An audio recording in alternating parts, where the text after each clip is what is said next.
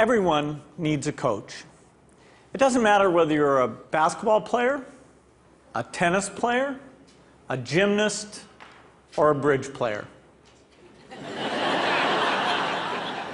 My bridge coach, Sharon Osberg, says there are more pictures of the back of her head than anyone else's in the world.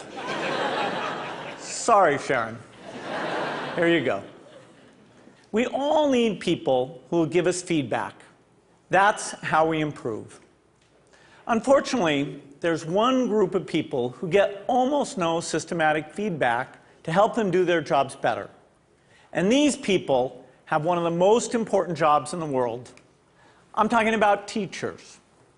When Melinda and I learned how little useful feedback most teachers get, we were blown away. Until recently, over 98% of teachers just got one word of feedback: satisfactory.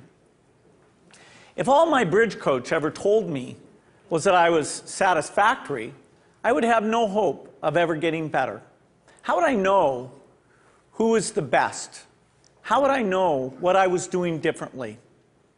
Today, districts are revamping the way they evaluate teachers, but we still give them almost no feedback that actually helps them improve their practice. Our teachers deserve better.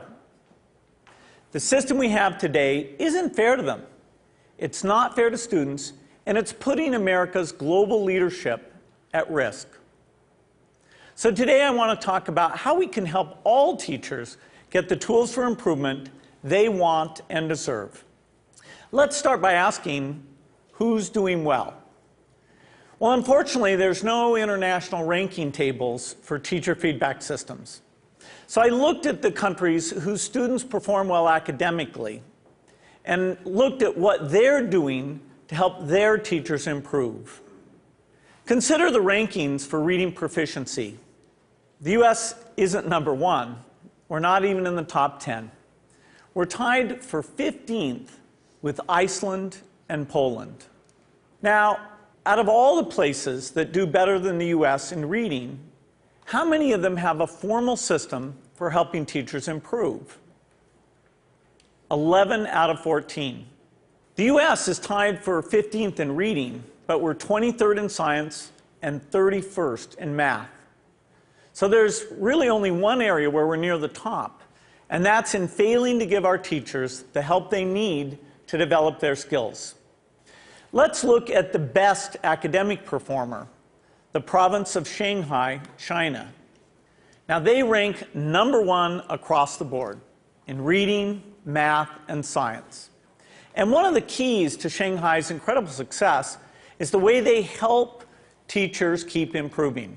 They make sure that younger teachers get a chance to watch master teachers at work. They have weekly study groups where teachers get together and talk about what's working. They even require each teacher to observe and give feedback to their colleagues. You might ask, why is a system like this so important?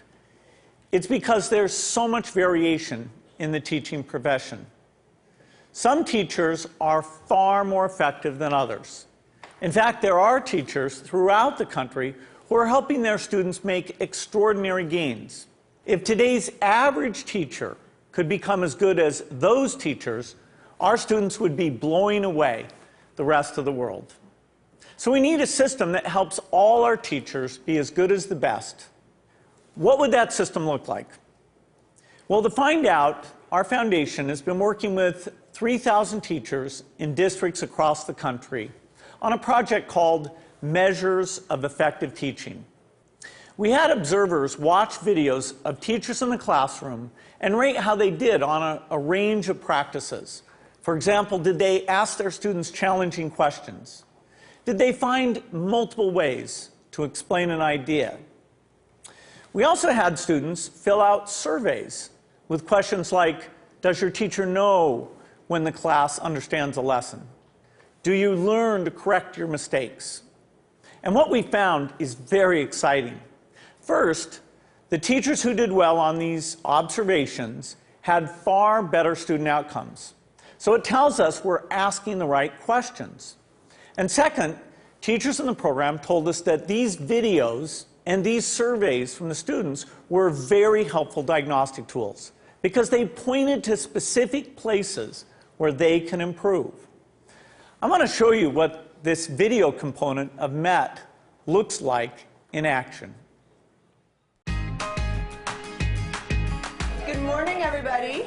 Let's talk about what's going on today. To get started, we're doing a peer review day, okay, a peer review day. And our goal by the end of class is for you to be able to determine whether or not you have moves to prove in your essays. My name is Sarah Brown-Westling. I am a high school English teacher at Johnston High School in Johnston, Iowa. Turn to somebody next to you. Tell them what you think I mean when I talk about moves to prove. I think that there is a difference for teachers between the abstract of how we see our practice and then the concrete reality of it. Okay, so I would like you to please bring up your papers. I think what video offers for us is a certain degree of reality. You can't really dispute what you see on the video. And there is a lot to be learned from that. And there's a lot of ways that we can grow as a profession when we actually get to see this. I just have a flip camera and a little tripod and invested in a tiny little wide angle lens. At the beginning of class, I just perch it in the back of the classroom. It's not a perfect shot. It doesn't catch every little thing that's going on, but I can hear the sound, I can see a lot, and I'm able to learn a lot from it. So it really has been a simple but powerful tool in my own reflection. All right, let's take a look at the long one first, okay?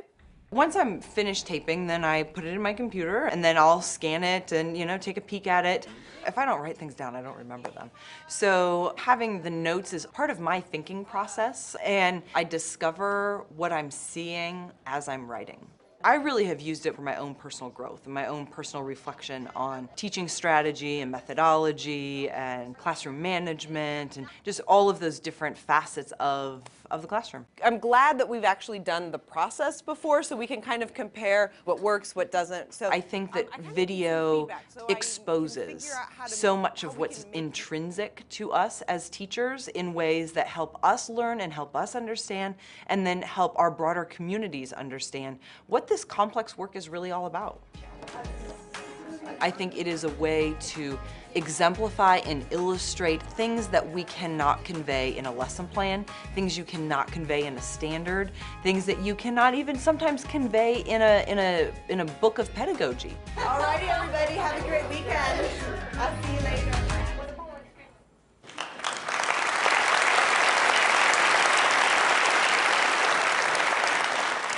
One day, we'd like every classroom in America to look something like that. But we still have more work to do. Diagnosing areas where a teacher needs to improve is only half the battle. We also have to give them the tools they need to act on the diagnosis. If you learn that you need to improve the way you teach fractions, you should be able to watch a video of the best person in the world teaching fractions. So building this complete teacher feedback and improvement system won't be easy. For example, I know some teachers aren't immediately comfortable with the idea of a camera in the classroom. That's understandable.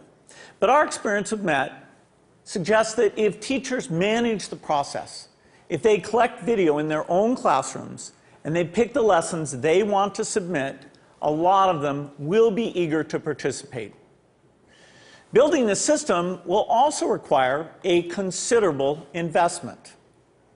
Our foundation estimates that it could cost up to $5 billion. Now that's a big number, but to put it in perspective, it's less than 2% of what we spend every year on teachers' salaries. The impact for teachers would be phenomenal.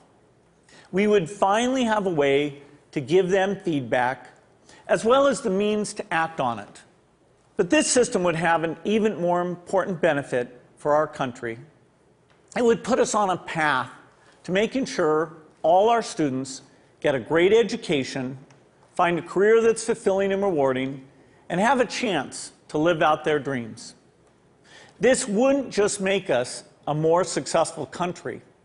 It would also make us a more fair and just one, too. I'm excited about the opportunity to give all our teachers the support they want and deserve. I hope you are too. Thank you.